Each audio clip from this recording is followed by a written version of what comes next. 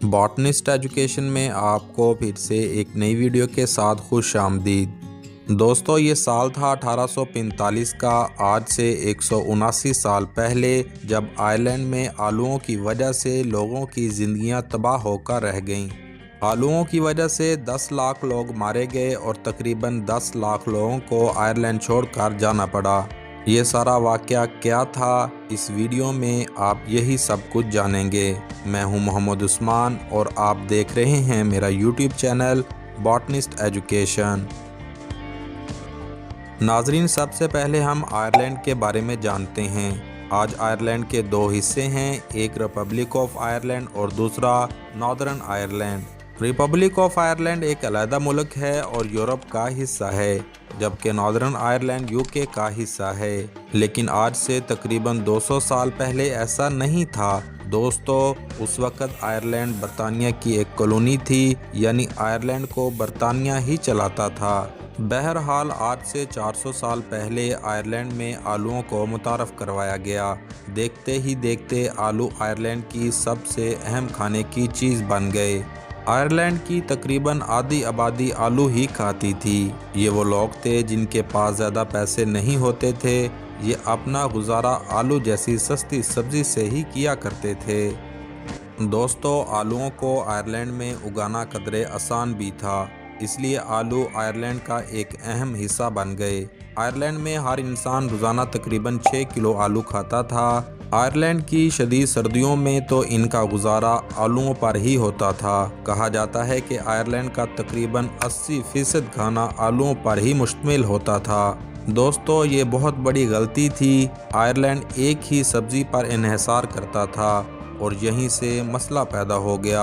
ये साल था 1845 का, जब आयरलैंड में आलूओं की फसलों में एक फंगस फैल गया। इस फंगस को फाइटोप्थेरा इन्फेस्टेंस कहते हैं। ये फंगस हवा, बारिश और कीड़ों वगैरह से फैला था। इसकी वजह से आलू अंदर से काले पड़ जाते थे। इन खराब आलूओं को खाया नहीं जा सकता था। अगर इनको पकाया भी जाता तो इनसे इतनी बदबू आती थी कि इनके पास बैठना भी मुश्किल होता था। जो लोग हिम्मत करके इन आलूओं को खाते थे वो बीमार पड़ जाते थे। दोस्तों, आलू ख़राब होने की वजह से लोगों की ज़िंदगियां शदीद मुतासर हो गईं और आयरलैंड में कहत पड़ गया। इस कहत को आयरिश पोटैटो फैमन कहते हैं। इस दौरान आयरलैंड में अमेरिका से मकई भी मंगवाया गया ताकि खुराक की किल्लत पूरी हो सके, लेकिन ये बहुत महंगा था और आयरलैंड में गरीब लोग इसको ख़रीद नहीं सकते थे। उस दौर में आयरलैंड में किसानों के लिए फ़ौरन दूसरी सब्जियां उगाना भी आसान नहीं था और मुतासरा लोगों की तादाद तकरीबन 30 लाख तक पहुंच गई थी और इसीलिए हर इंसान के लिए हर वक्त गोश्त और मछलियां खाना भी नामुमकिन था। दोस्तों, जैसा कि मैंने आपको बताया कि उस वक्त आयरलैंड बरतानिया की एक कॉलोनी था, इसलिए आयरलैंड में हुक्मरानों को इस कहत की ज़्यादा परवाह नहीं थी। यहाँ तक कि इस कहत में भी मटर, शहद और लोबिया वगैरह आयरलैंड से बरतानिया जा रहा था, यानी आयरलैंड में गरीब लोगों के लिए खाने को कुछ नहीं बचा था।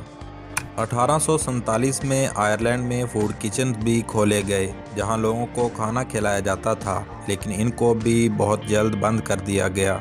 दोस्तों, ये कहत 7 साल तक जारी रहा। 1845 से 1852 तक इस कहत ने इन 7 सालों में आयरलैंड में तकरीबन 10 लाख लोगों की भूख और मेलन्यूट्रिशन ने जान ले ली। लोगों के पास पैसे ख़त्म हो चुके थे। आयरलैंड में चोरियां आम हो रही थीं। दोस्तों, तकरीबन 10 लाख लोग आयरलैंड छोड़कर दूसरे मुल्कों में आबाद हो गए। इस कहत ने आयरलैंड को तबाह करके रख दिया था। 1852 में जब आयरलैंड में फिर से आलू ठीक तरह से उगने लगे तो ये कहत ख़त्म होना शुरू हो गया। लेकिन आयरिश लोग समझ गए थे कि सिर्फ एक सब्ज़ी पर मुनहसर होने की इन्हें बहुत बड़ी कीमत अदा करना पड़ी है। आयरिश पोटैटो फैमन को आज भी आयरलैंड की तारीख का सबसे होलनाक वाक़या तस्वर किया जाता है।